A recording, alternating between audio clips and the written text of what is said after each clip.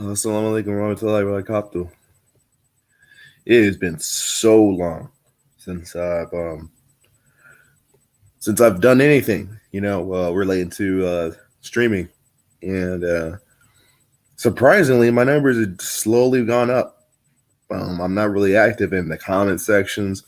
I do have an Instagram right now, so I'm gonna put a link to that in the future, so that you guys can kind of see me, how I'm actually living, things like that.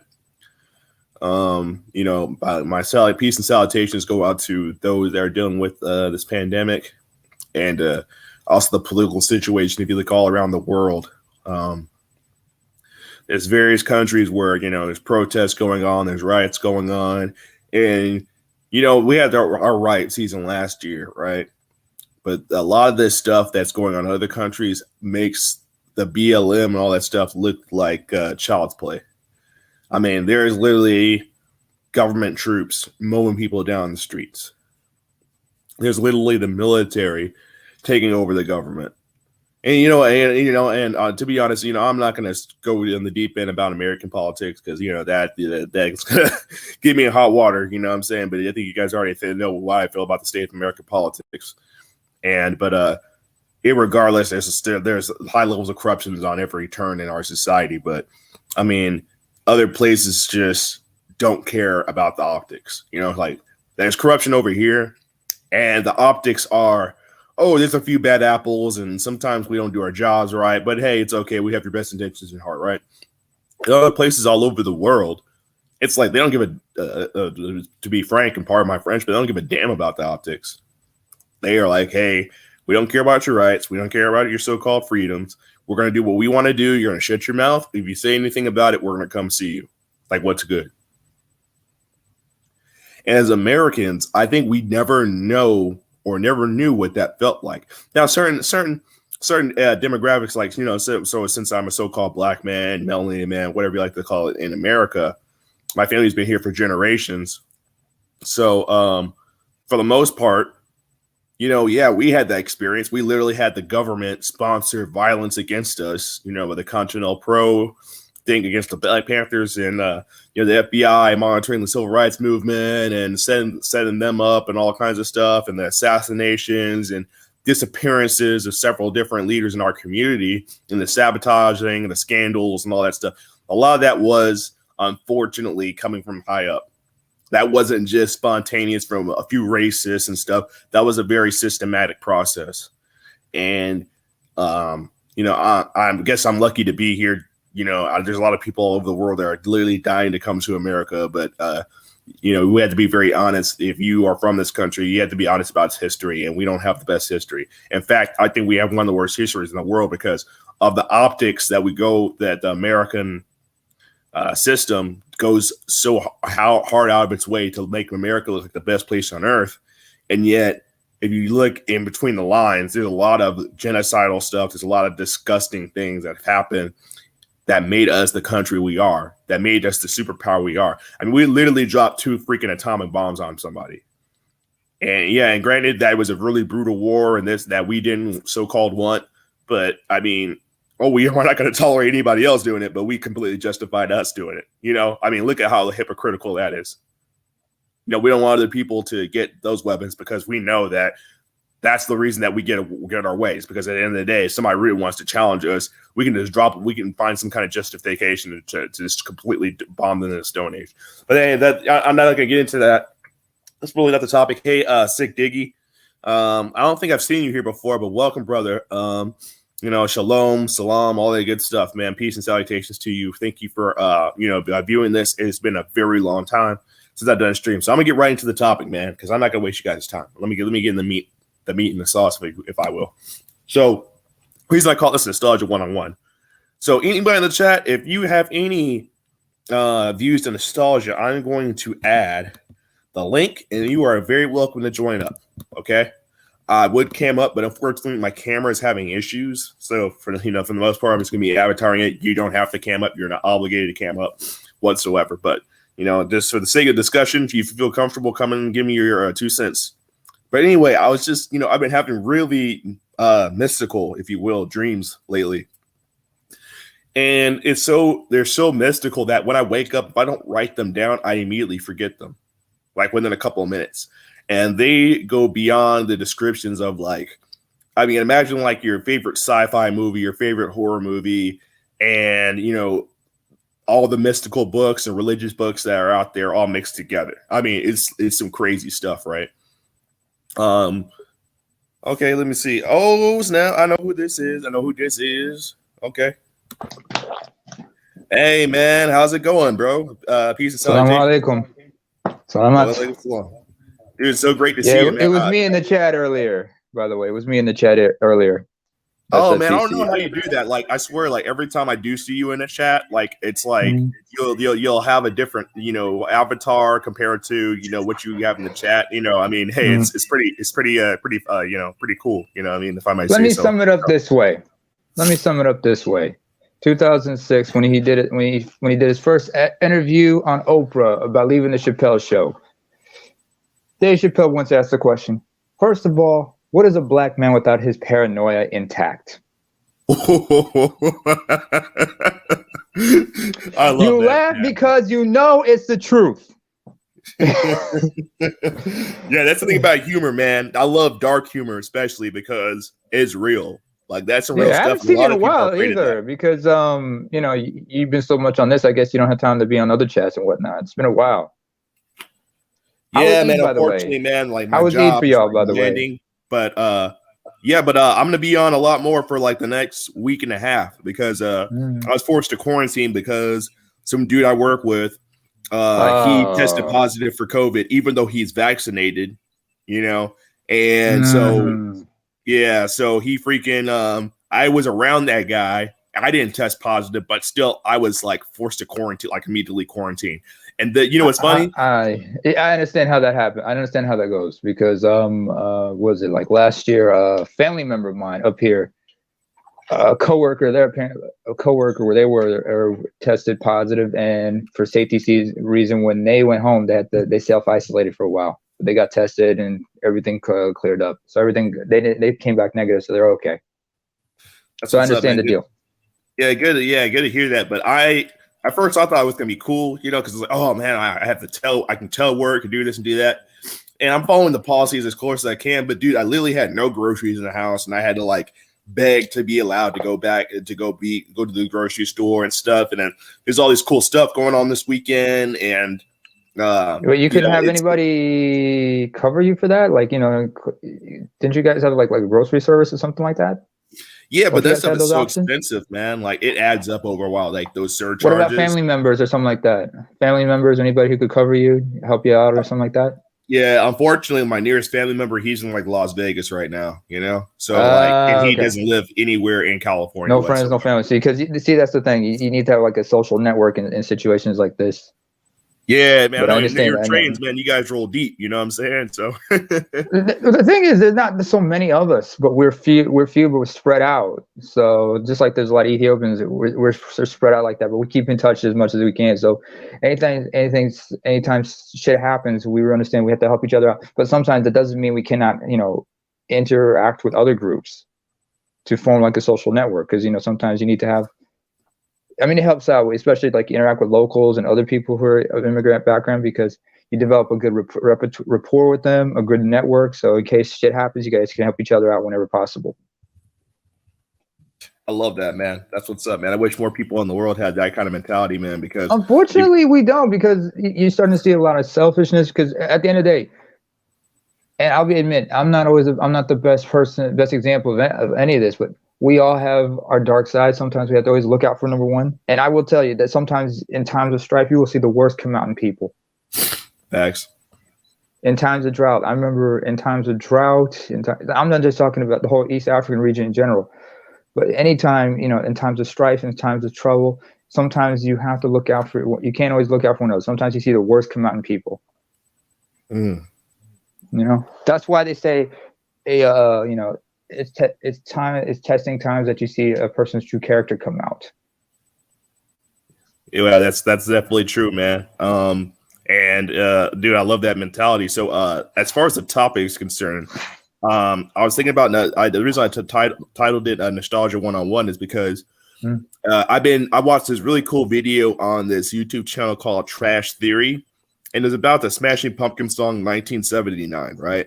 And it's a song about like, coming of age and all that kinds of stuff. And I really thought about all the movies that are about coming of age and how we always kind of like drift off into time and daydream about the past, right?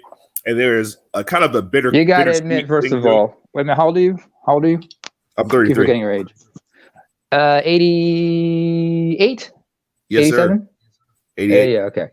All right, okay. See, a little bit out of that gray zone because those are late 70s, early 80s babies. We have like some of that, but you're just within you're on the. I guess you're just like on the outer ends of that gray zone, that gray area. But we all had like that. Oh yeah. My older brother is 1980, so I know all about that. Yeah, so that gray area between the Gen Xers and millennials, we had like some of the best childhoods, but we also remember a time before all this technological change. So the nostalgia and everything, and these coming of age movies, because most of it was like Gen Xers perspectives, right? Definitely. And early 80s babies, we're technically Gen Y, but we grew up with that Gen Xers perspective as well because we grew up in their shadow pretty much. We were coming of age with them around the same time. So yeah, it's like, I mean, it's a damn shame you haven't been on Charles' a few hangouts because like I remember we had this hangout regarding the He-Man series that came out on Netflix recently. Oh, how's that going, man? I haven't seen any of that. You know what I mean? Because like the whole thing with He-Man. Go ahead. Oh, go ahead. Sorry. No, you go ahead. You go ahead. I'll just put it like this. I watched it. I'm willing to give Kevin Smith the benefit of the doubt, but woke culture claims another victim. I'll put it this way. Of course. Because I'm like, what the hell? But we learned it's like that with everything that I grew up with, man. But, it's just like everything I grew up with, man. It's just like I'm on such a nostalgia tip. Like I was watching this show from the 80s. It was called The Hitchhiker. It was one of the first shows HBO had. It was an anthology sci-fi series, and it was really freaking cool. And I was like, I can imagine if they had that now, it'd be so wokety woke and talking about sexism and racism and all that crap all the time. So like gender issues, dude. I don't even get me started on like Instagram, bro.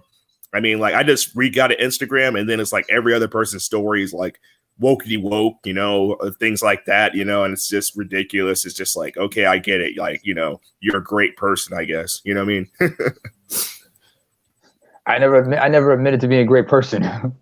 I'll be the first to admit, I think a good person would never say they're a good person. You know what I mean? Actually, the most villainous people I've ever met in my life were people that said that they were great people. Good people, the best people I've ever met in my life, never ever mentioned how good they're of a person they were, ever. Excuse me, need to drink some water. I'm sorry? Needed to drink some water, excuse me, I said. Oh, no, go ahead. Yeah. Yeah, just had a sip. Excuse me, I got cankers. I'm having a hard time talking, but I'm gonna do my best. I'm sorry to hear that. I said, no, cankers are it's not like herpes. Cankers is like like when you bite the inside of your cheek, you get like these open sores. Yeah, that happens to me, every now and then. Yeah, especially if you got like especially those with celiac disease, you get like that hurts a lot. So yeah, but anyway, nostalgia. I can understand the whole thing about nostalgia. That's why I'm always skeptical about reboots, about certain films, certain shows, and whatnot. In this climate, you're like, no. That's why I never watched the Ghostbusters movie that came out in 2016. I'm like, yeah, especially because I realized that was so cringe. That's an insult to my childhood right there. No. And they had to wait till Harry, what's his name? Henny Freeman's died. Miami Vice, and it's females. It's like females instead of like dudes. It's gonna be Miami Vice with two fucking dyke lesbian chicks. Let's leave the dyke shit out. All right, it doesn't have to be that pansexual thing. We can't always use homophobic slurs no more. But unless we're in tight and here's the thing. I don't know where the line is where if there's a slur or not, because I literally there was a girl that I was seeing for a little bit, and she literally she identified with the whole pansexual thing, right? And then she had a necklace where she had the D word. I'm gonna say the D word, She had a necklace with a D word on there, and I was like, "Is that a slur?" You know, like, you know, I thought that was like a bad thing. You know what I mean? But, like, there's a whole culture where they if you use it in context, because the word has several meanings. Because, like, say I'm using gardening tools, and one of the tools is called a hoe. Yeah. I said, let me go get the hoe. And you think you're talking about getting a chick when I'm getting a gardening like the N-word, right? But if I talked about the word dyke, if I go around everybody, and I'm talking about, like, I use the N-word with the ER, right? I walk around with a T-shirt that has that I am an N-word with the hard ER, and somebody is just like, oh, like, really, you call yourself a, you know, to be frank, you know, somebody's just being very polite about, like, why do you consider yourself a, you know, a nigger, or something, like, it can be even another black person or melanated person, Hispanic, whatever, like that. They said, oh, why do you consider us a nigger? I'm like, whoa, would you just call me a nigger, bro? You know, can you imagine how, like, stupid I would look? White people would never say that to you, because they're thinking, am I being set up? Is this dude goading me? You know what I'm saying? Or when somebody, for instance, like, considers themselves white trash, like, remember Kid Rock, right? Yeah. Kid Rock was like, oh, I'm white trash and this, that, and the third, and all this stuff. Imagine somebody's like, you know, you like, oh man, like, you know, you're white trash, you're a hick, that's what you're a redneck, right? Oh, how dare you call me a redneck or hick or white trash? Like, even though you called yourself that, it seems like this generation is really instilled in, they want to have their cake and eat it too. It's even happening with so-called sex workers, right? There are so-called porn stars that are on like disc and movies called Dumb Sluts Part 3 or something like that. Dumb, ignorant, never going to be anything and amount to anything like Idiotic Sluts Part 3, right? And then they call them that in their personal life, and watch their heads just freaking explode. Meanwhile, your whole existence, it was a character they're playing. It was a character they're playing about you being that person. Well, it depends in context. Like, some chicks, you know, they prefer to be called a dumb slut in the bedroom. But outside the bedroom, that's not, you know, that's crossing the line. And I think that's my personal opinion. I think that's idiotic. That's just my personal opinion on it. Me, you know, I'm like the person I'm inside the bedroom, the person I am inside the bedroom, the same person I am on the street. Like, there's no like alter ego that I have with my personal life, and, you know, whether it be with a partner I have or a girlfriend, you know, girlfriend, wife, whatever, like that, co-workers, best friends, family members. I'm gonna say way around right there. What? You almost set yourself up. We said boyfriend by accident. Yeah, dude. That's the real code you're getting me. You have to be inclusive. You know what I'm saying? You have to be inclusive. Yeah, you almost got me, man. Almost got me. Yeah. But like I said, the word dyke, you know, that was what they called a levee. That's another word for levee. Like, it's in the levees in New Orleans that broke. Yeah. Because I remember, because there are some people I know who are, you know, LGBT, and I asked them about the term, and the F-bomb for gay dudes. The original term for that, the original meaning of that is a bundle of sticks. Just like the word gay in the past used to mean happy. I mean, if you remember, there was a rapper named Lil B. He had an album called I'm Gay, in brackets, I'm Happy. Yeah. When I asked, I once, and on the flip side, and, like, you know, there's always a flip side to every coin, right? So I remember telling that to a friend of mine who's an L. And I asked her, if that's the case, I would like to see a Greek rapper who's from the island of Lesbos put an album and say, I'm lesbian. Facts, bro. Like, language is so weird these days. And it's just like, that's why, like, I love hip hop. But one thing that gets me out of hip hop is really, I'm going to say this and be honest, and I'm going to get some flack for this. Hip hop was one of the most beautiful things ever created as far as a musical. It was like a revolutionary musical concept. Hip-hop, reggae, at the same time, hip hop has been able to become a minstrel show, and literally, it is the most negative stereotypes about Black people put out for the world to see, to be monetized by people that aren't Black. To be honest, like, the people who really making money off of it aren't Black whatsoever, and it always showcases the dysfunction in our community. We always refer to ourselves as in this, N-word this, N-word that. And then our women refer to themselves as being, B words and hoes and all this kinds of stuff. And it's just like, what it's like dang, dude, like they finally got the nail in the coffin. They found out how to really, really put a stamp on our development. They're like, oh yeah, they had the civil rights movement and then the Black consciousness movement.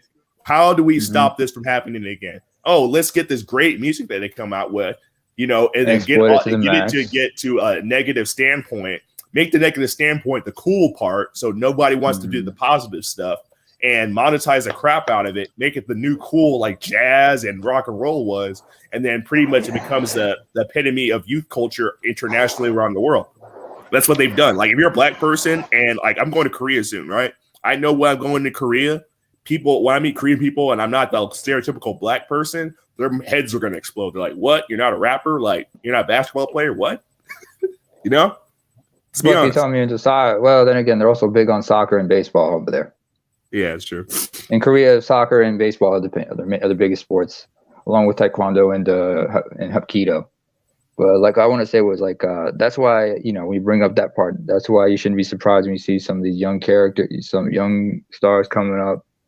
But I remember seeing this video. Right, it was about it was something that Lupe Fiasco had. It was called "Bitch Bad Lady Good." If you remember that song. No, that doesn't sound too familiar, honestly. Look for that song because like Lupe was like on point. I would say bitch bad, woman good, lady better. But here's the thing: you cannot just like they don't describe all men as gentlemen. You can't say all women are ladies. They're just women. Facts, yeah. That's the thing with feminism, right? Feminists like to give an argument where literally they make women out to be these angels. Like you would think, like the way I talk to feminists is like women aren't accountable for anything they do. Like it's like a woman is a saint and an angel upon birth, and then somehow she's corrupted by the male patriarchal imperial system that there is, and then every decision that she makes that's bad, it can always be justified through that lens. You know what I'm saying? It's just like those same pro-blacks that say, oh, because of racism and systemic racism, I could be a murderer and a rapist. Deniability, basically. And I could be a murderer or rapist, and it's totally excusable because, I didn't have the right upbringing or I was raised in a white supremacist system, and that it's called plausible deniability, Zachy. It's called plausible deniability. Yep. Because you're looking for it. It is what it is because everyone's looking for plausible. If you look at the world we live in, because we're talking about people thinking in like you think about the oppression Olympics and everything, and everybody's trying to trying to justify their actions, try to say that I wasn't this and that. I'm like that doesn't give you the right to do what you do. I mean, thanks. That's why I was taught to be better than that. I said, I learned, because it's a victim narrative, basically. And victim narratives give justification to do what you do. I'm like, no, you can't be. I mean, I remember Doc Rivers, who's NBA winning championship coach. He talked about first rule is we're not going to be victims. And this is a dude who grew up in Chicago, learned from his parents, you can never allow yourself to be a victim. If something bad happens to you, you overcome it and you do something. You fix the problem. Trying to be a victim just means you just want to cop out. Yeah, that's very true, man. I see it too much, man. It's just like, it's kind of like when you see a kid. I remember when I was a kid, right? I tried to pull that crap off sometimes to my parents, I try to give blame to somebody else for my problems and stuff. You know what I mean? Or why I got in trouble in class, and they weren't having it, bro. They would go straight to the teachers. And they were like, "Hey, what did my son do?" They would never try to freaking blame the teacher, this, that, and the third. They would never. Yeah, my parents are like that. They're like, "What did you do?" Because there is something. Because you learn as a boy, you learn from a young age about accountability. Facts, bro. And the thing that sucks about that is they act like somehow I think they get really confused. The feminists got really confused with men as being the high class men, the men that are in the high class and stuff. Granted, they probably aren't held accountable, the freaking Brock Turners and the freaking the trust fund kids and stuff like that. I know some of those people. I grew up actually with some of those people for certain periods of time in certain high schools. So yeah, those people aren't held accountable whatsoever because their parents are freaking baby boomers and they were hippies and freaking took too much acid in the 60s and they want to love their kids to death. and at Oh the man. expense, their kids freaking are become monsters because their kids are never held accountable for what they do. It's always like some kind of freaking excuse that they can pull off, and their parents sympathize with it because their parents were raised in crappy households, and they're always like, I would never do what my parents did to me. So they, do the exact opposite for their kids. Right. And so all feminists, it's the time. What? Yeah, because I get it. It's a perspective and everybody's misconceptions about everybody, because who was it? Like sometimes parents put the rigors, but if they don't take the time to explain to you why they're putting you through this stuff, you're not going to understand the point. I mean, like sometimes parents have to say, listen, I know it's not easy, but I need to teach you how to be tough about this. The parents, because sometimes I remember when Michael Jackson talked about his father, he said he had the empathy to understand his father. Said, I don't blame my father for whooping my ass. Yeah, my dad whooped my ass, but I understand that was how he was raised. So he didn't know any better. Mm-hmm. But I realized I'm not going to raise my kids like that. But Joe Jackson was no joke either, because he was all business when it came to his sons and when it came to his kids and their music careers. He was all business. He was their father at home, but outside he was a manager. And he let them know, like, listen, I don't care what, and he was ruthless in business, because he wanted to make sure that they were taken care of, because he understood how shady this shit was. You talk about a man who's blue collar to his soul, but he didn't fuck around. I mean, do you ever recall? I mean, he explained about how his kids, like, everybody finished high school, nobody got pregnant outside of marriage, nobody was on drugs. He raised, and his kids were all good, but he was quite the disciplinarian. Sometimes he was pushing his kids a little too far. I mean, you seen LeVar Ball, how LeVar Ball, he's a good dude, but it's just like sometimes like, man, what are you doing? I understand you want to push your kids to be the bravest, but you got to understand the world, Yeah, I completely understand that, man. And in retrospect, another thing that I think about is, this is going to completely, this is nostalgia 101. Whatever. So, I'm just gonna put the nail in the coffin. Yeah, I'm gonna eat through this as Nas would do to Jay-Z. So they think that all men are raised that way, never held accountable for anything, and so they have this perspective that, irregardless of what culture a man comes from, what race he is, that he's never held accountable for anything, and that we just get away with murder and rape and everything that's negative in society without ever being held accountable. Never mind the prison system that locks up men, obviously way more than women do for the same crimes. The prison industrial complex that exists, that solely exists to hold men accountable. Right? The court system, all that kind of stuff. Never mind that most of the majority of casualties in war are men. Yep, exactly. Never mind that if you think of massacres, usually who are the first people to be killed? Men and boys. I mean, you go to Africa, usually they kill the boys, they kill all the men and the boys of a certain age. Mm-hmm. And sometimes they take some of those boys and put them in, especially in certain conflicts, take those boys and use them as child soldiers. Yep, that's terrible, bro. Or like what happened, like some of the massacres that took place in the Balkans in the early 90s. Yep, exactly, man. And it's like, especially another thing with feminists is they don't have any appreciation for what men have done for their women. Like, a lot of guys weren't always slapped on their side of the woman, side of the head, and denying them basic rights. A lot of guys, like, you look at all the architecture, all the art, all the music, the standard of living that Western women in particular have, the whole standard of living that they have was literally because guys are like, hey, I want my girlfriend and my daughters to have the best life that they could have. I'm going to bust my ass, and come up with technology to ease the burden that they have to go through. They are completely unappreciative of that. The fact that men were like, hey, especially like white men. I'll give white men credit. White men literally went around the entire world, colonized it, stole resources from everybody else so they could have their woman live the best life. You know what I'm saying? Yeah. I mean, literally, look, that literally is it. That was a whole age of exploration, the colonizing and stuff like that. Like everywhere white women went, they were freaking royalty.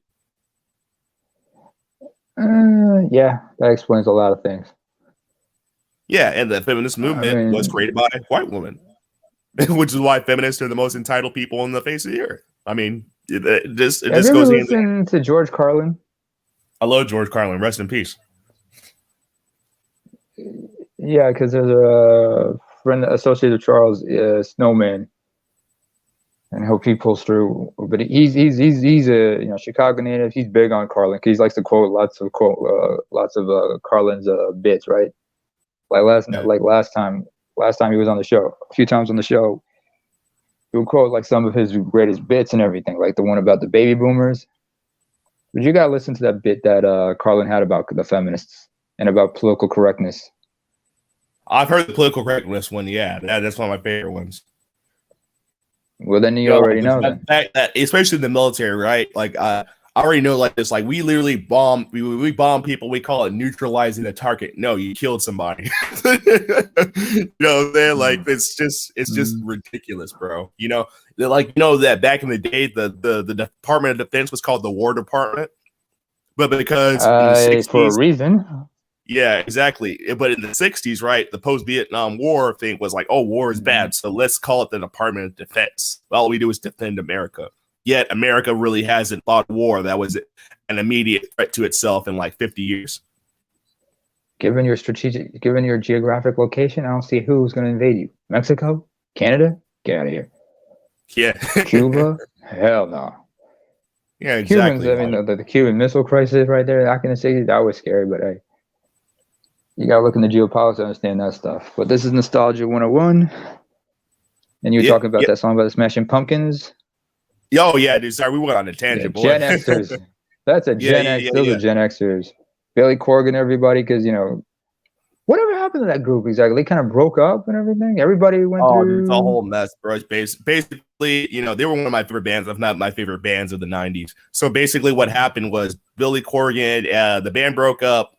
In 2000, I believe it was 2001, and then Billy Corgan started a band called Swan, and it had the drummer Smashing Pumpkins and him. And then basically he eventually. Oh wait, I think I remember that group because I remember they had a song called Honestly. Yes, that one. Yeah, honestly, that was a pretty good song. Yeah, and I was exposed to a lot of stuff. So don't blame me. So if I start quoting boy band joints, don't get mad at me because I put it in context. No, it's all good, man. It's all good. So the guitar player eventually joined in the band, but the only person that's not an original member in the current band is the bass player. And she's had issues like that. Corgan himself, I understand, also deals with mental health issues. He's been dealing with issues of depression and whatnot. Oh yeah, definitely. Also, I remember I'll say he was with Kurt Cobain's widow, Courtney Love, for a time. It's like, yeah. Yeah, man, that's kind of crazy. I've seen Kurt Cobain's daughter, Frances. I've seen her. Yeah. I don't know. You ever see a picture of her? She's an attractive woman, but if you ever look into those eyes, you're like, yeah, I'm leaving. I'm not coming near that. Yeah. What's crazy about her, she literally dated a guy that looked exactly like her dad. Like there was this indie band, and the guy literally looked exactly like freaking Kurt Cobain. I was like, that's kind of creepy as fuck. That really shows that women always have that. If they have daddy issues, they always go to a guy that they mimics the qualities of their father, even though if their father. That's the other way. No. Wrong for that. First of all, she never knew her father. She'd be the first to admit, I never knew my father, because remember, she was like a toddler when he died. But most women who had great relationship with the father, they always look for a man who's similar to him, actually. But what about girls that have terrible dads? It seems like they always get terrible. They'll look for anybody who has some semblance of somebody they can put they can project their daddy issues on. Or they'll go to anyone who has some semblance of. Or then again, you have women who grew up without fathers. There's a lot, man. There's a lot, and I just don't know why that's a thing. Man. Oh man, yeah, I remember we were talking with Charles about that, right? And he said like the first love relationship a woman has is with her father. But since you kick the father out the home, she doesn't know what a father is. Even boys, they don't know what fathers are. Yeah, dude, I think dads are like real superheroes, man. It's like, we're Superman. We haven't seen Superman. You know what I'm saying? Like Superman left, man. You know what I mean? Like, and we're left to pick up the pieces. I think Batman is a perfect representation of daddy issues. Like both his parents died, of course, but he really looked up to his dad as being a moral figure. He doesn't really know Thomas Wayne talk too much about his mom. And he's like, also, Alfred was like more of a father figure for him as he grew up. Yeah, definitely. So he doesn't. So Alfred's always been like that voice of conscience for him in a sense. Yeah, but look at how he treats his subordinates. Look how he treats Robin. All the different Robins and Batgirl and all those people. He treats them like crap. Like the recent movies really kind of explored that. Like he treats them all like crap because he doesn't know how to be a dad. They look up to him as a father figure, but he doesn't know how to do that. He doesn't know what it means to be a dad. And plus, when he took on his actual son, Damian. Yeah. Damian, you got to see it. Damian was raised by his mother, Thalia, and his grandfather, Ras Al Ghul. Understand how they raised him. Yeah. So that clashes with the clash between them and your father.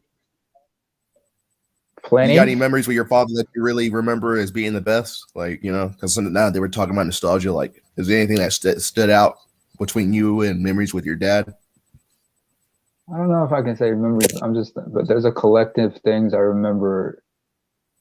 I realized in my older age, whenever I'm doing something and I realize how to do something right. It's not one memory, but it's like a collective memories, a series of memories. But it's like sometimes I find myself in a situation where I'm thinking a certain way and I realize how that makes sense and everything. And then I'm thinking, thanks, Dad. Because I realize I'm starting to think like him and realizing, okay, now I see where he was coming from when we made this point. I see. Or like there were times like when I had to learn to do things by myself, right? And he showed me and I had to learn how to do it myself. Because sometimes I just watched him do certain things and like, put things together. I mean, give you an example. My dad, because I used to play Legos when I was a kid. And I remember my mother noticed this. So whenever she tried to get some one of those like put it yourself type of one of the DIY furnitures, like a bookcase or something like that. Not IKEA, but another company. She looked at my dad. My dad said, pointed at my dad. And my dad would point at me. And my mom said, "You know what to do, right? Because this is like Legos to me." So I put those together, or like when I'm thinking about certain things and realizing my dad was right, I'm like, thanks, Dad. That's why I call him every once in a while and say on his birthday as often as I can, or on a Father's Day, whatever. See how he's doing. I would say thank you because I realized, it's like as I got older, I realized he was right about a lot of things, or I realized I understand now where he was coming from, even though it's not hard. We didn't always have the best relationship. But our conversation, whenever we did have serious conversations, it was about certain things like soccer or about life in general and everything. So, and he was like, he explained to us when we were going out in the world, be careful. You have to understand how these people are, how certain people are, because we were exposed, because I was exposed to a lot of good and bad. So I understand the evils and so understand the righteousness and the dark side of a lot of people. I'm not as naive most people think. Just because I can interact with white people, so that easily does not mean doesn't mean I'm going to be immune from some of this shit. Because I actually dealt with racial abuse, but I knew how to be better about it because I understood how they were playing. I was like, take yourself out of that situation, walk away. Yeah, and my dad could kick ass, but I learned not to kick ass. But he taught me not to kick ass like that. Learn to back away. Oh yeah, man. One of my biggest regrets in my life is being like the immediate guy to like go head first, what I'm saying? Like charge in and just like immediately try to like, what I'm saying, fix problems without being strategic, And I think a lot of black men, we really have that problem. because we're really emotional. A lot of black men were emotional due to the circumstances that we come up under. So a lot of us, like, if you look at the culture, we immediately go to the easiest way to handle a problem, which is rage, anger, violence, and stuff. And then but the people that run shit, they're strategic, man. They're like, hey, let me step back. Revenge is best served cold. Is like the best quote I think I've heard a long time. Revenge is a dish best served cold. Revenge is a dish best served cold, is what they say. Then again, some things are best served cold and hot. Yeah, man. And yeah, man. But a lot of times, like, people that used to piss me off or adversaries I had in my life, the best times I ever like relished over beating them or getting a one up over them was because I was like, hey, a lot of times, especially I had sometimes a girlfriend around me, you know what I mean? And she'd be like, oh, hey, babe, like, we're having a good night. Don't go over there and try to fight that dude. Don't go over there and say this, say that, cool off, hey, let's go home, let's go do this, do that, right? And I think about it, look over the night, I'd be like, okay, here's how I'm going to do, here's how I'm going to operate, right? And the best revenge is success. And that's why I feel like, man, you know what I'm saying? I feel like the Count of Monte Cristo, the greatest revenge is to live well. You become better than anybody. Because I realized some of the people who try to destroy you, when they see you become great, they're like, ugh. Or they try to flip it by saying, I made you great by putting you through those things. That's why you're so tough. No, I was going to succeed despite you. You were just an unnecessary obstacle. That's all what you were. Yeah, man. So you grew up in like the Generation X kind of thing. And I thought about this a lot because I was like at the tail end of that. And one thing I noticed, it was very easy to have interpersonal relationships be, at least at the time, genuine. Like, I remember, I kid you not, like when I hit puberty, bro, like, what I'm saying? When I found a girl I liked, I'll get a girl's phone number. We would literally talk on the phone for hours about nothing. I remember we talk hours on the phone about absolutely nothing. Now it's just I remember those days. Yeah, it was great. Now these days, at least you got to feel that person. It wasn't like on Messenger or like if you remember Yahoo or Facebook or no, not Facebook, but Yahoo or MSN Messenger Live or something like that. If you remember those. Oh yeah, I had AOL. Yeah. Like man, dial-up was a bitch back then. Oh yeah, dial-up was a bitch because everybody would have to get a designated time to be on the internet, and then, but hey, we kind of made it fun though because we always if we got in trouble at school, we skipped class and stuff like that. We basically we'll always be on the internet right when we knew the school was gonna call, Exactly. Yeah, they hated that. I was like, where was this technology? Because I graduated from high school in '99, so just before the millennium. So I went to college. That's probably actually the same year my brother graduated. I think he graduated like late 90s, tough year. Like 98, 99. It was a tough year because we were like, it was year 2 of a 3-year border conflict at the time. So it was a time of, because it was like, it was like we were pushing. But fortunately, it got easier, a little bit better. But, because it was a turn of the millennia, and the millennia was a time of optimism for a lot of people. It was a big. So a lot of people were just looking forward to seeing year 2000. A year after that, freaking 9/11, bro. I remember 2001. I remember. That. Yep. 2001. Yeah, 2000 for me was a great year. My parents were my parents divorced or separated. They first separated in it was either 98 or 99. And I remember 1999, like it was crazy because there was like the Y2K thing, and everybody was praying Prince's 1999. And I had the previous year, I had the best Christmas ever. Actually, my parents, my parents was going on for earlier than that. So you go back to like 96, 90, 95, 96. That's when they started thinking about the Y2K craze. Yeah, and it's so crazy how basically that was like people basically, freaking out over nothing, But yeah, my parents gave me an N64 that it was a Star Fox 64 bundle pack. And they gave me like 10 other games with it. Yeah, 10 other games with it. And they literally asked me like, what games do I want? Like, that's how cool that Christmas was. My parents literally asked me what games did I want. And it seemed like they knew. Like, I think behind closed doors, they knew they were going to divorce. They knew it wasn't going to work out, so they wanted us to have one last hurrah. Because I remember prior to that, they were arguing all the time. They And realized, look, I if we're remember that gonna break this, we need to make sure they're okay about it. We need to make sure this doesn't affect them and their relationship with us. Yeah, facts, We understand we can't be together, but we still have an obligation to y'all. That's why being a spouse is separate from being a parent, because your relationship, your obligations, responsibilities are completely different.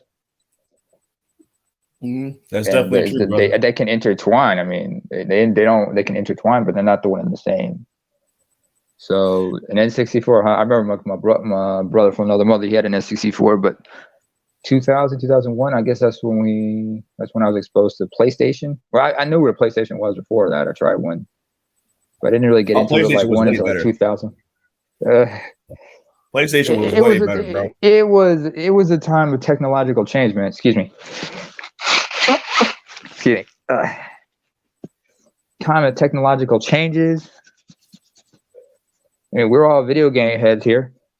Yeah. And, you know, I was a Super NES kid before that. But, you know, most of my friends were, you know, Sega Genesis or Mega Drive because, you know, they were playing the European version.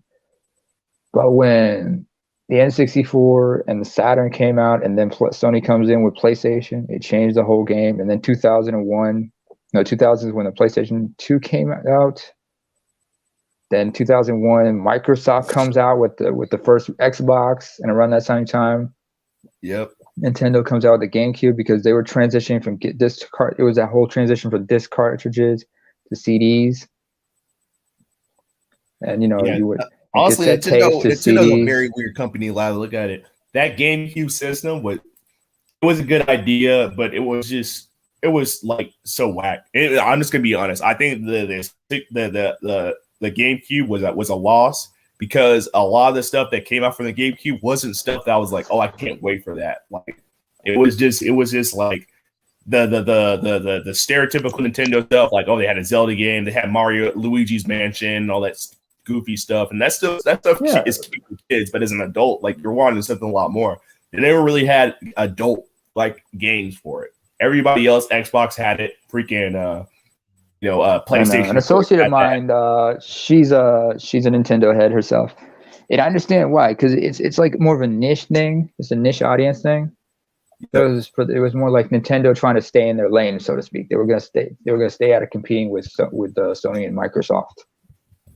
Because remember, Sega, they ended up, you know, they folded up by the end of by 1999. I mean, Dreamcast.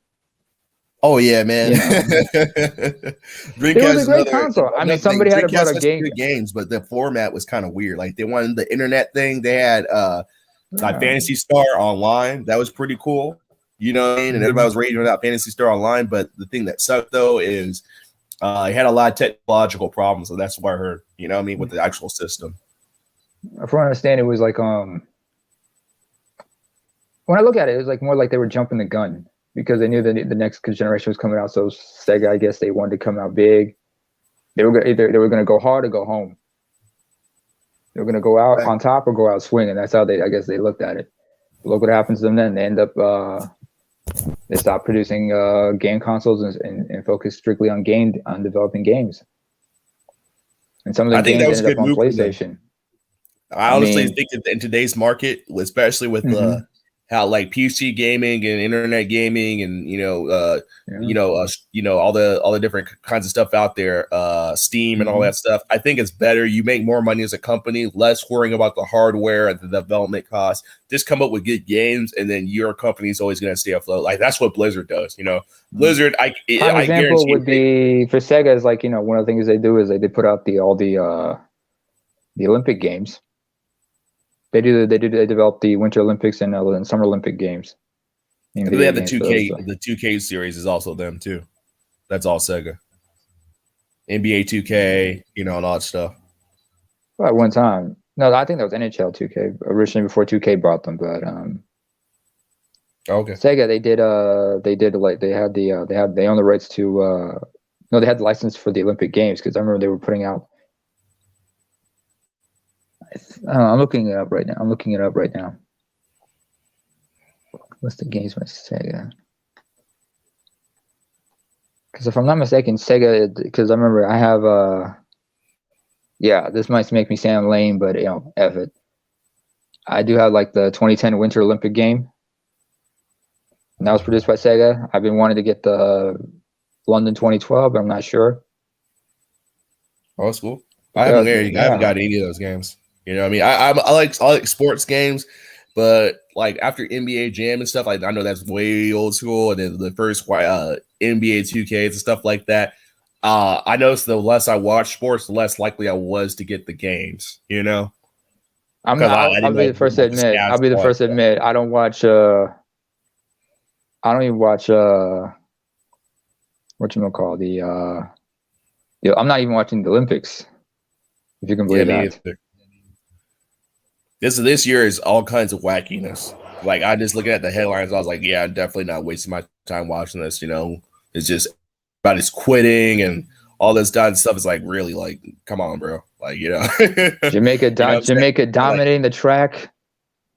Oh, of course, man. Those guys always the Jamaica always in Kenya, like those two countries, like anywhere, like you know, Central or East Africa, and freaking you know, the Caribbean. They're always dominating. They're gonna dominate. I mean, it's, you know, it's their thing. I mean, yeah, you did. They did. Yeah, you're right. NBA, they did NBA 2K and 2K3. Mm-hmm. Okay, all right. You're right. You're right. The Olympic Games, they had Beijing. They also Olympic video games. Hang on, let me look because. Yeah, man. Like I'm looking at some of these games. I'm looking up some. Yeah, now you got me all nostalgic because I'm looking at some of the stuff, right? Mm-hmm. I'm like, yo, wait a minute. I didn't know Konami did some of these games. Yeah, Konami they had the license to do Nagano 98. That was the Winter Olympics in Nagano, Japan, 98. I'm like, whoa. Yeah, you get nostalgia. This is nostalgia, folks. Salt Lake was by another company. Eurocom did Athens, Turin. Oh, Sega did London 2012. Eurocom was. Hang on a second. I thought it was Sega. No, Sega was a publisher, I think. Hang on. Yeah, developers of Eurocom, publishers were Sega for Beijing 2008. And because I have Vancouver, they were developed by Eurocom, but they were published by Sega. Because I had the European versions. But yeah, it's like, you know. But did they have the? Oh no, 2K had the license for was a publisher for Turin 2006 Winter Olympics. That's Turin, Italy. But anyway, yeah, man. Just like games these days, I've been playing the same game for a little while. I don't really. What is it? Europa Universalis 4. What is that? It's a grand strategy game. Basically, it starts from the Renaissance way up to the freaking PC, the early Industrial Revolution and stuff. You get command a country. Right now, I'm playing the West African Empire of Mali. I'm basically trying to stop the Europeans from colonizing my shit. Is this on PC? Yeah, this is on PC. It's on Steam. They constantly come up with new expansions from it, and I think they're going to come up. You ever played Age of Empires? Oh, I love that game. Oh yeah, Age of Empires and Age of Empires 2 was dope. Yeah, you know what? I never played the first one. I started the second one and then played the third one too. Did you ever play the African expansion pack for the second one? You know what? Now that I think about it, I didn't. I only had like this one expansion. I think it was like with the Mongols or something like that. But that was about it. You know what I mean? That was the Mongols. The Mongols are the Huns. Genghis Khan. But if you get the African pack, you have there are 3 civilizations you get to play as. Well, actually 4. You play as the Moors, the Portuguese, the Mali, empire, and then my ancestors, the Aksumite Empire. That's awesome. But I guess I'm thinking, it must be during but I'm looking at the Aksumite Empire. I'm thinking, this must be during the Zagwe dynasties and whatnot. This is when the kings were no longer Semitic, but Cushitic tribes who conquered. because it was like called the Zagwe kingdoms at that time. But hey, so you guys had Semitic? You guys had some actual Semitic lineage? We are Semitic. We're because the ancestors of the Axumites were the Sabians, who migrated from Yemen, modern day Yemen. Wow. Saba, otherwise known as Sheba. Saba, as in Sheba. Oh yeah, no, the Queen of Sheba. Yeah. Sheba was a Hebrew name for that kingdom. It was actually Saba, or the Sabanite kingdom, as it was known in archaeological records. So I'm just kind of curious. Did your family like really instill you learn your lineage, or did you have to find out on your own? I learned that in history class when I was in school. Oh, it actually in Eritrea, like with Eritrean teachers and stuff. Yes, Kushi. They were explaining to us, how each group was, what's the answer, which ethnicities are Semitic, which ethnicities are Cushitic, which ones are Nilotic. But that whole region is like, you have Nilotic, Semitic, and Cushitic groups. Wow, that's super dope, the history. Man. To be honest, in America, the thing is, you really don't learn about ethnic differences. Yeah, like because that, the thing is, because Africa, when they teach you about their history, you're teaching what you, for the most part, learning what they learned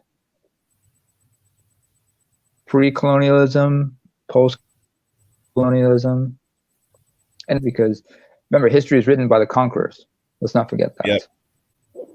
So there was generations before, like my parents' generation, they were taught a version of Eritrean history that was dictated by the Ethiopian Empire. So there's a lot of reference in those books, so you have to understand that thing about conquerors and colonialism. Whatever, they're always going to post a certain version of history, and you got to do what you can to dig in and learn the truth. So it's trying to instill who we are and our own identity. It's a tall order in times and for some people, but it's not that hard if you're willing to commit. And I remember watching a BBC documentary about Africa's stolen history. So you look at Africa like that and you realize, wow, I can understand why. And when they explain to us about how each country was trying to colonize is that respective region, you realize you understand the application, the inner workings of it, and you're like, oh, okay, now this makes sense. How this was applied and how it worked. Yeah, man. What's kind of crazy, man, is how easy. And this is kind of sad. This is I'm gonna get ready to wrap this up, but this kind of comes to mind. How easy it was, because this game kind of shows it too. How easy it was for Europeans to colonize the world, like the weapons and the technology, having technological advancements. Also, they're also learning to medical advancements and all that kinds of stuff. And all they did was they didn't send mass armies. Like people have this idea that they sent mass armies to colonize the world. No, they only sent like a couple thousand troops to all these places that they colonized, and they whooped ass. You have to understand, it wasn't just whooping ass. In certain cases, they also took the time to learn the politics of that region. So they're trying to find out who is loyal to who, because some of these groups would side themselves with the Europeans. Yeah, that's true. In age-old rivalries, especially. Of course, the freaking French came there, and then the French had already colonized a lot of West Africa, along with the British, and then those people kind of knew what the game was, but yet they still chose to side with the Europeans over their tribal adversaries. It's kind of crazy. Of course, because these are people you have age-old grievances with. I mean, like take when the British took over Kenya, the two main groups they had to do with the Luo and the Kikuyu and the Luo. The Luo had long rivalry with the Kikuyu. They realized they exploit that animosity. And sometimes the weaker group will try to side themselves with the European powers, thinking they could get an advantage out of it. Take Native American tribes, for example. Oh yeah, definitely. Some of them sided with the Europeans when they realized if they're dealing with, if they're weaker, they would side with the Europeans, thinking we side with them, They might hook us up with some of those firearms. We can get some advantage over our enemies. Or what happened to the Aztecs, though. Literally, the reason that the Aztecs fell, besides the whole disease thing, is because the Spanish literally sent only like a little over under 1,000 men to conquer the Aztecs. Like Cortez only had that amount of men. They won because they had Native American allies, and in particular, there was one Native American woman that fell in love with Cortez. She became his mistress, and she was his translator and explained all the culture and the politics of the region. And basically, she was able to give Cortez the intelligence that he needed to exploit the conflicts of the area to get Native American allies to fight against the Aztecs with him. And then once, of course, he had power, Spain sent more troops there, and they were like, "Oh, okay, yeah, we're taking over all y'all shit." You know what I'm saying? That's literally how that went down. There's a guy named Dan Carlin. He has this podcast show called Hardcore History. Yeah, I love that. Yeah, I watch it. I listen to it a lot. You ever listen? You should check out his 4-hour episode called "The Celtic Holocaust." Oh, I haven't seen that one, no. Julius Caesar conquering Gaul. Oh, that's pretty interesting. Because he breaks it down like that. And I remember another guy, Daniele Bolelli. He's a Italian history professor based in California. Also a martial artist. He started a podcast called History on Fire, and he had like this 4-part series about the Cortez conquering the Aztecs and everything. And it's easy for me to understand everything he says because I'm used to these accents and the way they mispronounce certain words. But I'm sure the Italian accent might be a bit of a difficulty for you. But it's a great podcast. He also has one about Sitting Bull, Wounded Knee. Interesting stuff to listen to. Yeah, dude. What's also freaking crazy is when Rome conquered Carthage, that was a freaking Holocaust, man. They freaking planet assaulted the earth literally so nothing could grow there. Payback for Hannibal. Yep, exactly. Payback for Hannibal. See. I mean, look at recent history, the last 200-300 years. Yeah, pretty much, man. The Treaty of Versailles. Yeah, Treaty of Versailles. Yeah, Hannibal literally was like the boogeyman. He was like the boogeyman that the Romans told their kids at night, that Hannibal was going to get them. The Battle of Cannae was the biggest humiliation besides the Battle of Teutoburg Forest that the Germans, inflicted on the Romans, like 1,000 years later. But like that Battle of Cannae was one of the biggest disasters in Roman history. Literally, a whole generation of Romans died in that battle. That tells you something. Like the Treaty of Versailles. The Treaty of Versailles, that was payback for the Franco-Prussian War. Yeah, facts. I'm glad you know that. A lot of people forget that. That was like the France got 6 weeks. That was a 6-week war. 2 months, the French got defeated and stuff. It's pretty crazy. And it was a matter of weeks. It was 6-7 weeks long, that war. Otto von Bismarck versus Napoleon III. Napoleon III was a Napoleon. It was a Bonaparte in name, but Joseph Bonaparte. He was Napoleon's nephew. Yep. Because there was already a Napoleon II, his late uncle's son, who died when he was young from illness. I think French history would have been completely different if he survived. If that Napoleon, because there really is a whole cult of Napoleon in France still to this day, and they call him Bonapartist, and basically still to because day. Bonaparte's the family's name. Bonaparte is the family's name. Yeah, exactly. And they're still to this day reveal or revel in anybody that's even loosely related to Napoleon, and they're trying to basically put them back into power and stuff like that. Because they considered that was the peak of France. And to be honest, it was France literally whooped everybody's ass for a good 15 years. Empire. Yeah. I mean,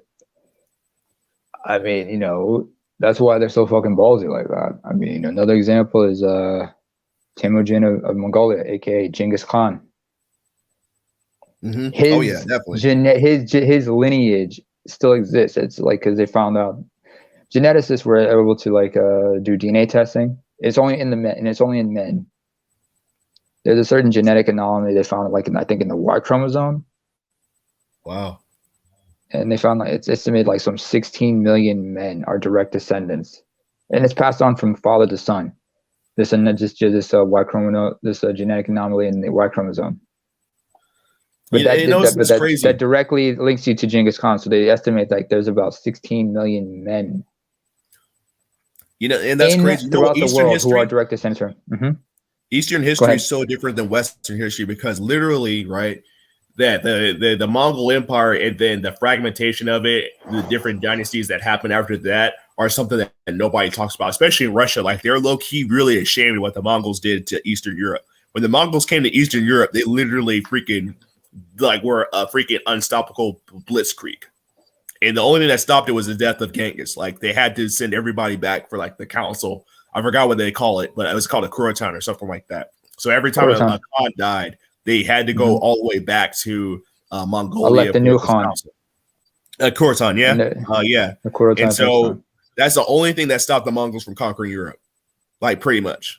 I mean, besides the forest and stuff like that, but the Mongols literally they got all the they're nomadic pastoralists. Their way of life is a simple way. They did not, but Dan Carlin had something called Wrath of the Khans. That was interesting. His take on that on the Mongols, but they were it's freaking crazy, man. Like they literally. So a lot of people don't know this. The reason that they were so efficient also is they bred their horses on the steppe to eat grass, not hay or barley. So their horses literally had an endless food supply. So they were constantly on the move. They weren't the only people in the steppe, though, because first of all, the Mongols, they're an ethnicity all their own, but there were all these Turkic tribes they had to deal with on the steppe as well, who they had to compete with.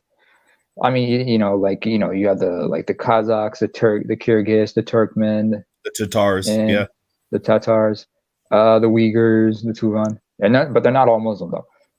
But in the Central Asian steppe, and then you have like the Tajiks, who are a Iranic people related to Persians.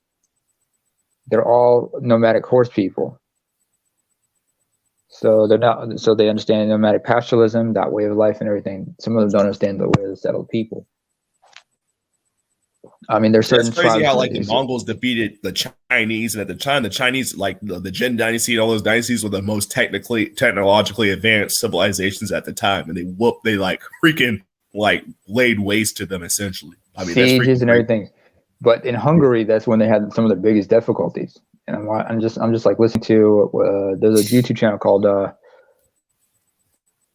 think it's called Kings and Generals. Kings and Generals. I love that channel, man. That's my favorite channel. They got a YouTube. They got a podcast on. They got a podcast as well. Oh, nice. So you listen to that stuff. They're like, they're breaking it down like it is, and you listen to like some of their historical breakdowns of battles and everything.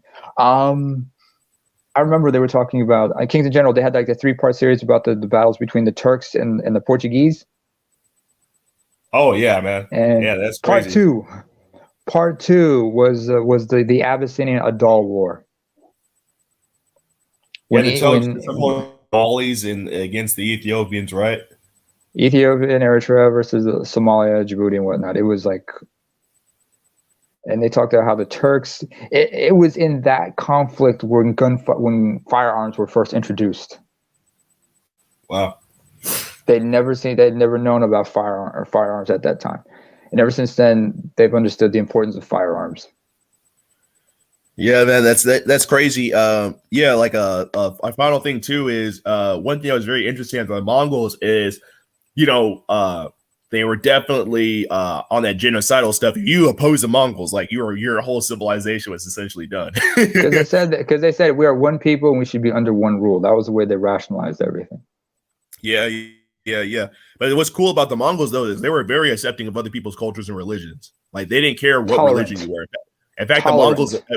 Yeah, exactly. The completely. But the problem was they had a clash with. They would clash, however, with the Abrahamic religions because first of all, most Mongols were Tengrists, and they had this thing about the spilling of blood because in accordance with kosher halal, you're supposed to slay the animal and then collect the blood in a certain place, right? Yeah.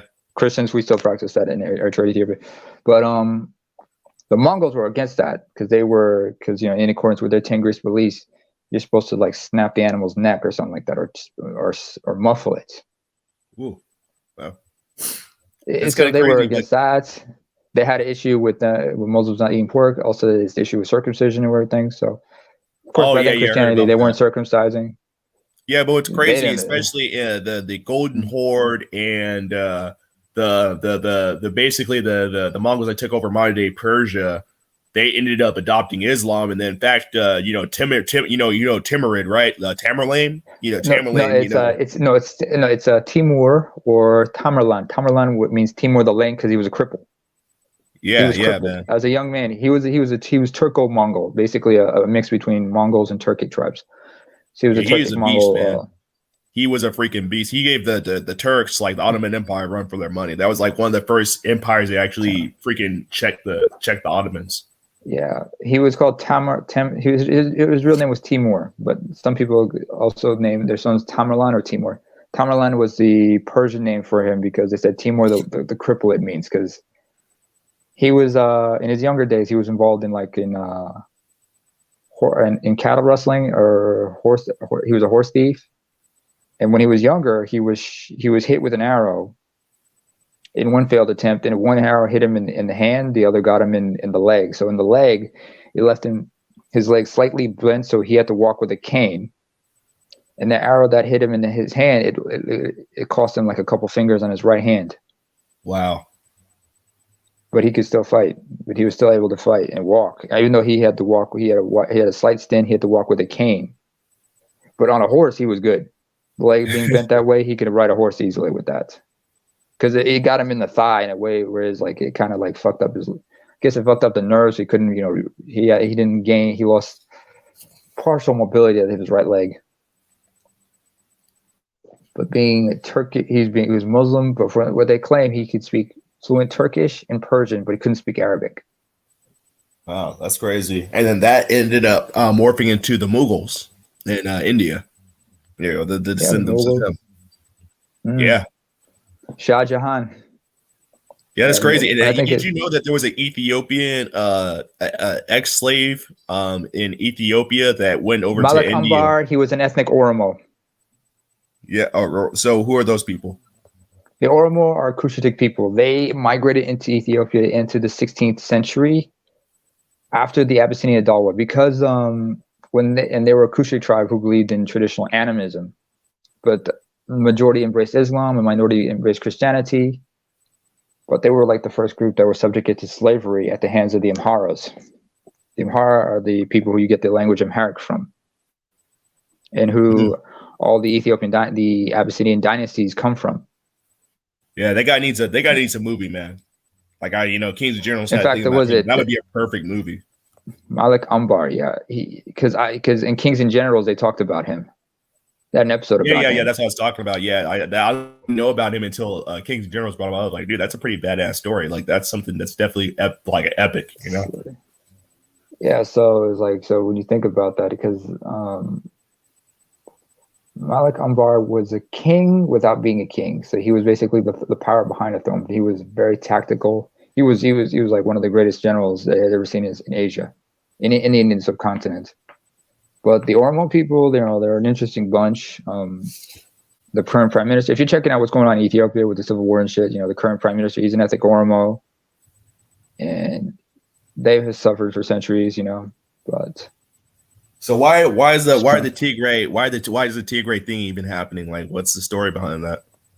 Well, I'm an ethnic Tigranian, first of all, who are related to the Tigrayans. We speak the similar language, but we have a love-hate relationship. Then again, most of the Semitic ethnicities have a love-hate relationship, and plus, it's in Tigray where the Aksumite Empire started. The city of Aksum still exists there as an archaeological site. To sum it up, it's actually a power struggle, because the leaders in Tigray were former allies of the current prime minister who came into power in 2018, and they were all part of this one coalition. But and the way I see it, it was inevitable. And when COVID hit. There was claims that the government wanted to postpone elections. In Tigray, they still had them anyway. One thing led to another, and it escalated quickly. So But that's the only uprising you guys people know about. There are other uprisings in other regions by other ethnicities against the government. Wow. I mean, the Oromo, they have some of their factions are against his government because for ethnic, it's because because without going in details, is like they don't agree with him, even though he's an ethnic Oromo. He's backed by his Oromo, by the Oromo people, but also the Amharas and the southwestern folks. But it's a power struggle that just broke out into a civil war. But it's a collection of those and anything, and because the East African region is a strategically located region. If you understand geopolitics, anything that's local becomes regional, so it has a tendency to spill over into other parts. So well, that's pretty interesting, man. It's like the whole ethnic group. The concept of ethnicity is something that Americans don't understand at all. Like we really don't. We believe in nationalities and race. That's like we fall on. Like, oh, you're French American, you're African American, which is crazy. Well, I'm sorry, Zaki. Have you been to Boston? No, but to New York and certain areas. You want to talk about ethnicity? They understand ethnicity because they're very segregated in some of those cities. Like you got Little Italy, you got Little Irish town, you got Chinatown and stuff like that. You got Korean town. Irish and Italians, they have their animosities. Because even in Europe. Because even in Europe, like, Europe is like, the home and the creator of white supremacy. But even within white supremacy, you look at Hitler, right? Which is, Nazism is like the epitome of white supremacy, right? The whole idea of Nazism was really based upon that. So Hitler didn't like, we look at white people as like, oh, they're all white. Yeah, our skin looks the same, so they're all the same. I took the time to learn the difference. That's why why I'm grateful I studied anthropology. It's like you have in sociology, so you understand different tribes, different ethnicities. I mean, the Balkans was a prime example of that. And the weird thing about the Balkans, like what happened in Yugoslavia, they're all Slavic, but it's deeper than ethnicity for them. It's also ethno-religious. Oh yeah, definitely. And Hitler freaking literally viewed the whole Slavic race as being like the equivalent of being, he hated them, which means superior.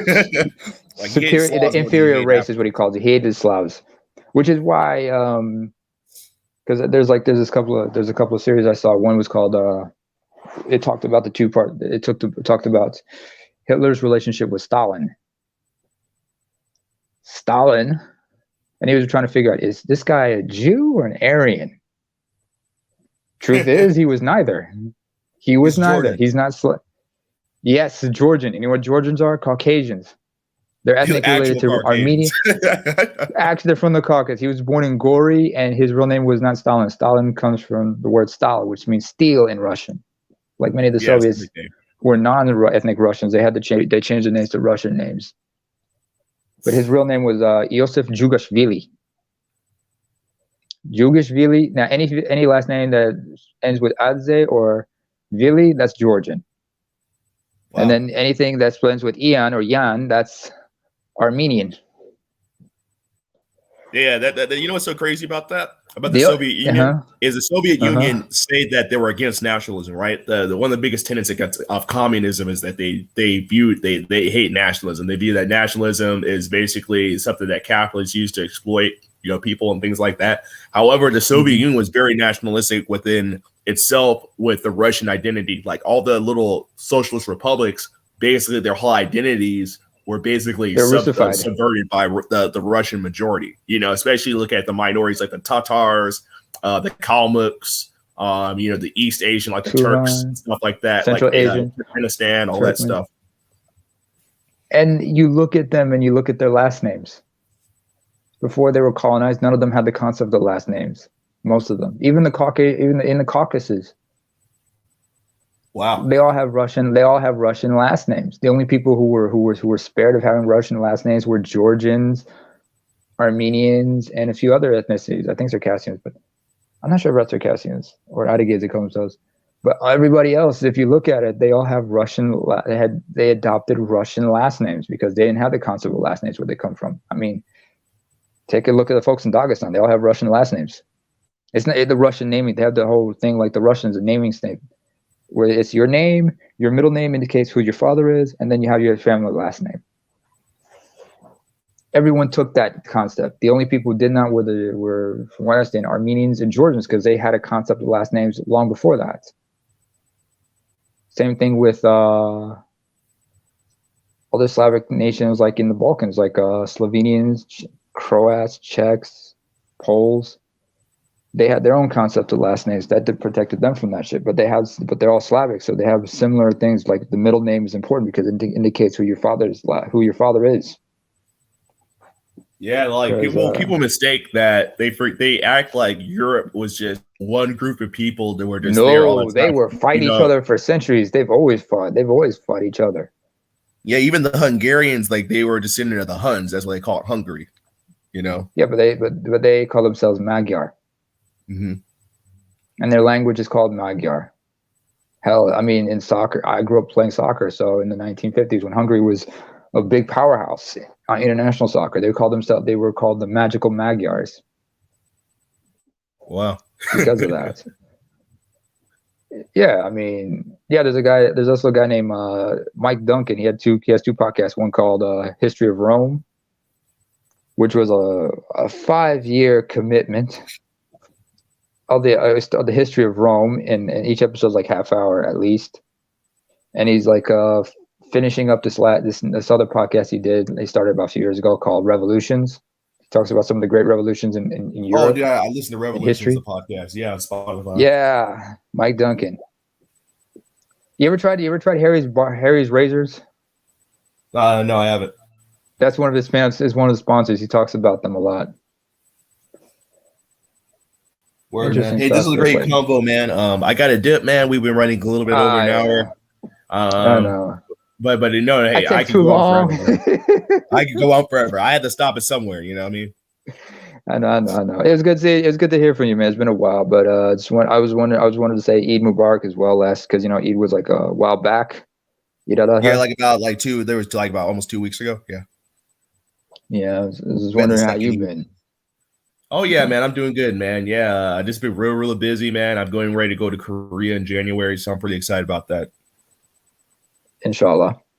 Because because with all this COVID nonsense, you're not sure what's going to happen. And plans can change, so you got to learn to adapt. There's got to be for sure, man. Yeah, man. But anyway. Man, thanks short. So much, man, for your support. You're always coming in through, man. I really appreciate it, man. I'll see you on some of the other streams. I'll be more active this time because literally I'm in self quarantine, so I have no excuse not to. So. I understand. Hey, I'm sure Charles is going to be maybe Charles or Art Evermore might be having might have a podcast, might have a stream sometime later today or tomorrow. Maybe we might hit up over there. Who knows? Maybe we might meet some other cats over there as well.